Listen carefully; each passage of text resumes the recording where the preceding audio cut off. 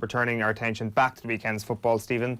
We're looking at Spurs against Liverpool. We're going to look at perhaps how Manchester United set up against Liverpool as well, and how Spurs set up against Liverpool, with a focus on Liverpool's effectiveness at fullback. We're going to start with the Spurs game, I think. Yeah, so Spurs and Man U both set up different ways to try and stifle their fullbacks, with them being arguably their most creative players at the moment.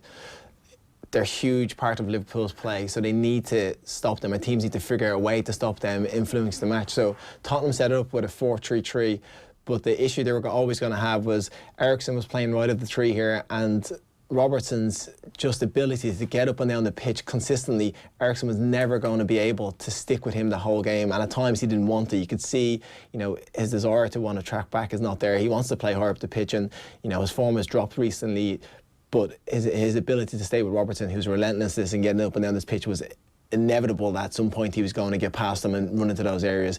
And then the other side, you have Alexander-Arnold, who's just his delivery and his, we talk about his creativity on the ball, and it's exceptional. I think there's only one player in the Premiership that has got more, assists on goal or attempts on goal created by a player, and that's Kevin De Bruyne, who we talk about as being one of the best in the world. So for your fullback to be creating 30 attempts on goal at this stage in the season is just ridiculous. The quality he possesses is amazing. Again, he doesn't offer as much defensively for Liverpool, but when you get him anywhere in this side of the half, his delivery into the box is just exceptional, so that the players can make runs early knowing that's going to be delivered in there. But Tottenham, I felt at times they worked well, because even if Eriksen wasn't tracking back with Robertson as he was going forward, I'll put Mane, Firmino, and I'll put Salah up here, because they're really important to the way the fullbacks play, as they always want to come inside. So when Robertson was going forward, if Eriksen wasn't tracking him, Sissoko was having to come across, and then the midfield would shift.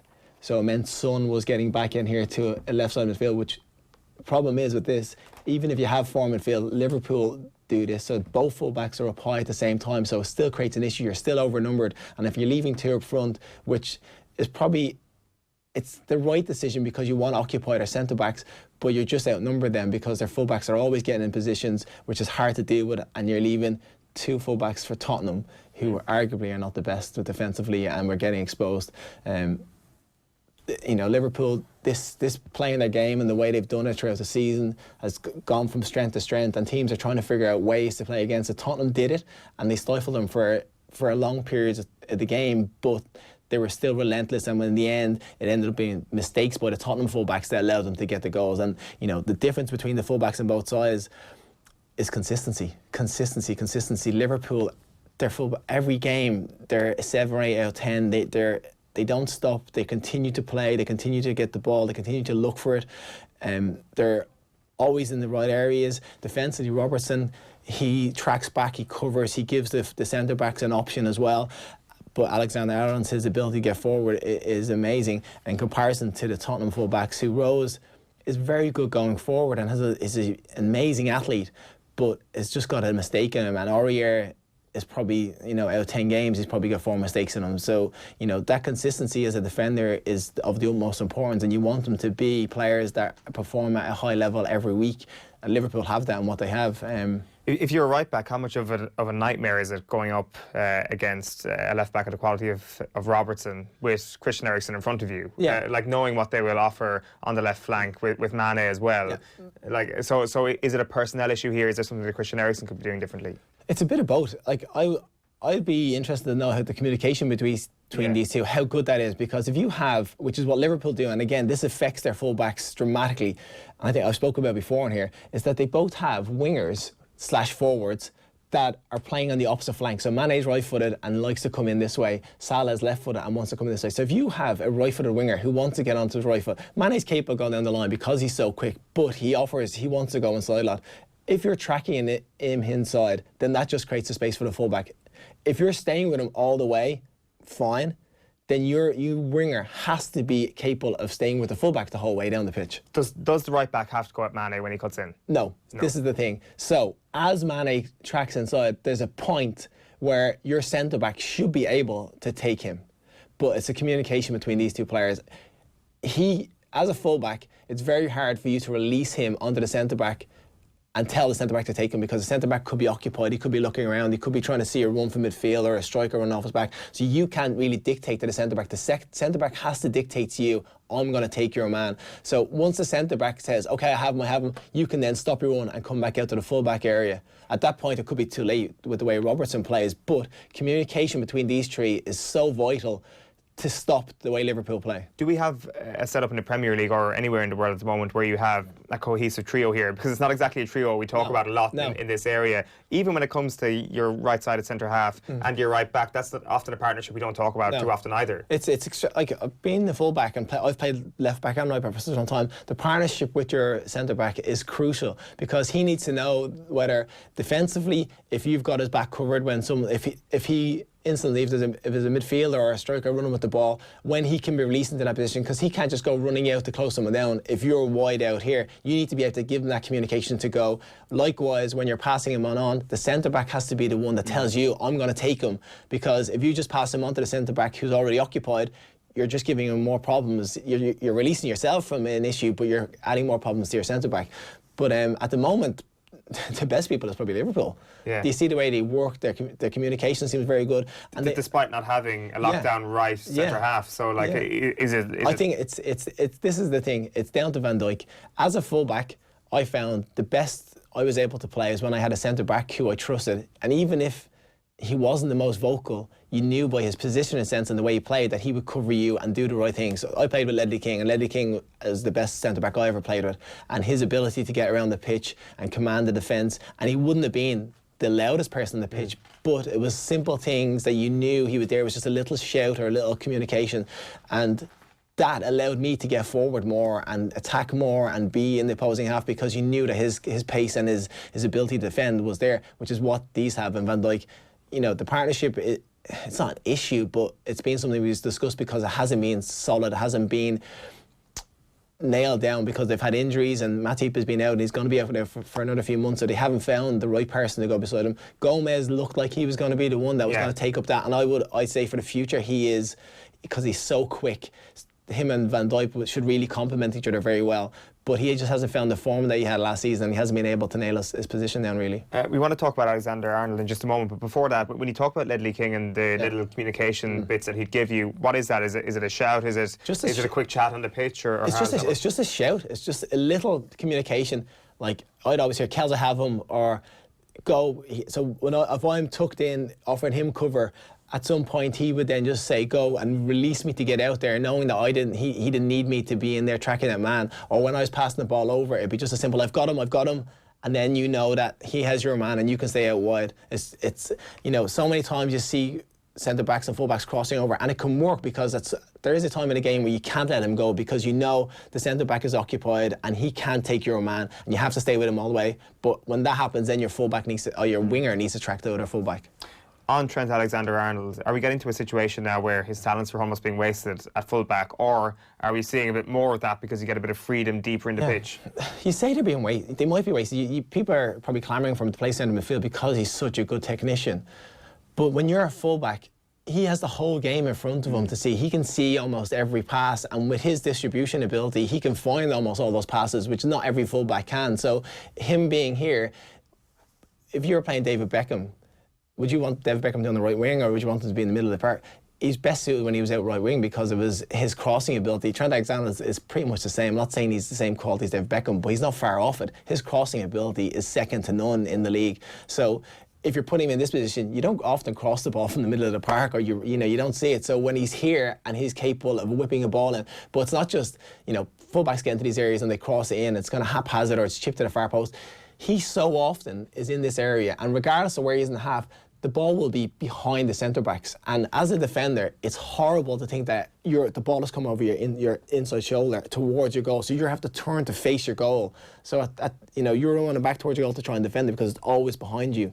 As a defender, that's a horrible position to be in, because the striker has a run on you, so they want to go that way. You want to go the other way. You want to be set to head it away, not running back towards your goal, possibly put into your own net, or trying to just get out for a corner or something. So what he offers from the wide areas, I think it'd be irreplaceable. And if you were to take him out of there, they would lose a lot of what good they have. So, at the moment, we're saying he's second to creating attempts in the Premiership, apart from De Bruyne.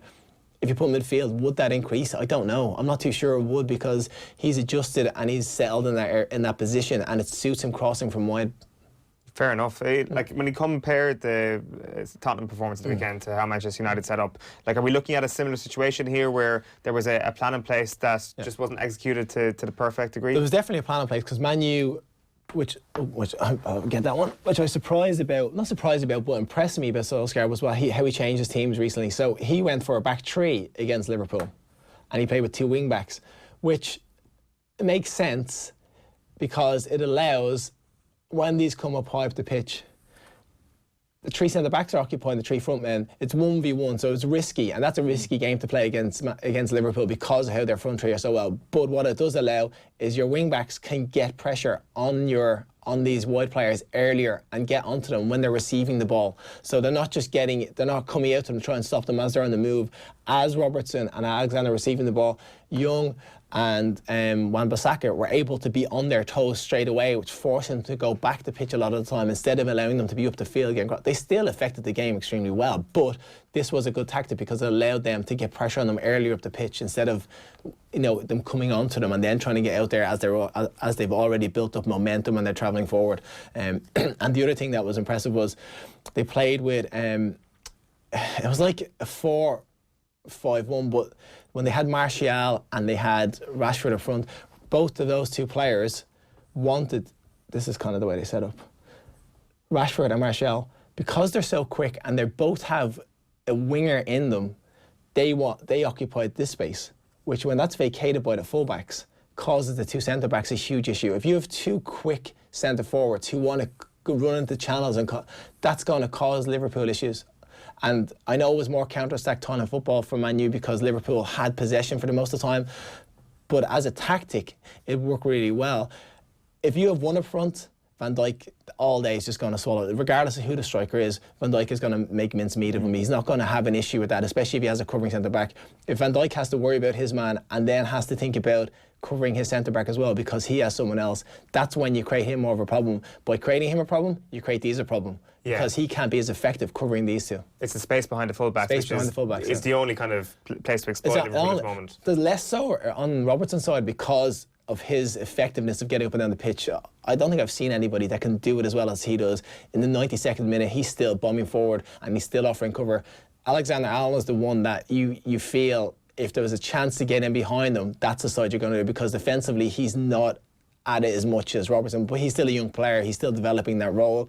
His quality is there to see for everybody, his passing and his crossing, but defensively he doesn't have the same amount of, I suppose, maybe experience in that position as what Robertson does, but Robertson's energy levels are just through the roof. Is there an attacking duo or trio that you're looking at in the Premier League at the moment that could cause huge problems for this Liverpool side? Is it the Manchester United template almost that is kind of said the best shout? It is, but then Liverpool still had the lion's share of possession. When Man City played them, that's going to be interesting to see what happens, because Man City tend to always have more possession than the team. So you've got two teams that keep the ball better than anybody else, and they're going against each other. And when you have a Kevin De Bruyne in this position here, and you've got David Silva, or if it's a Sané, who I know he's injured, but the pace he offers, and then you have Jesus and Aguero spinning off the channels, they'll occupy the two centre forwards. So what they offer is a different attacking threat because they find pockets in behind the midfield. So the midfield for Liverpool are going to become absolutely instrumental in that game, because they're going to have to try and pick up the creativity and stifle that,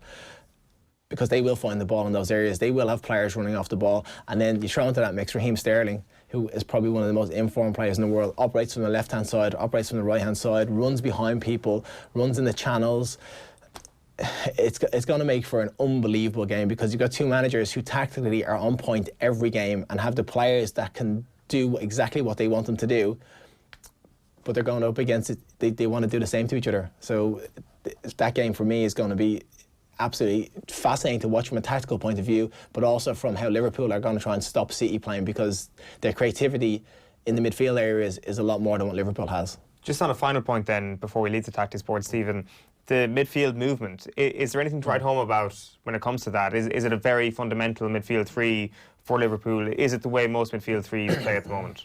I know we got into this yesterday in terms of personnel, so it varies from week to week. I appreciate it. I think it's a bit more rigid than what other teams have, because they don't have that standout creative player. They don't have that one player that you would say is number 10 that's going to sit behind the front and pull strings and find those eye of the needle passes. They don't seem to have that, but what they do have is a very effective three that can stop people playing, that get on the ball. They still pass forward, they still drive on. Henderson scored the weekend. They show that they have the quality to get into those areas, but they're more of a I suppose a unit in the sense of they stifle teams, they break them down, they give Liverpool a platform to play on, because what they have in their front, the fullbacks and the front three, is 5 players that know how to attack and how to get forward in waves constantly and cause teams extreme problems.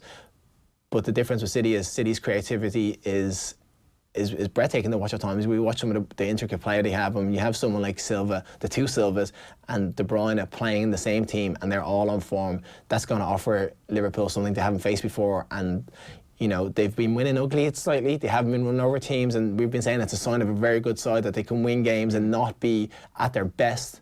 They'll need to be at their best to beat City. Yeah, they certainly will. Let's go back to Ireland. We're going to chat a bit more about international football in a moment. A bit more about hammerings as well on the back of the 9-0 drubbing that Leicester City gave Southampton last Friday night. But before that, here is Mick McCarthy chatting about the vibe in the Ireland squad.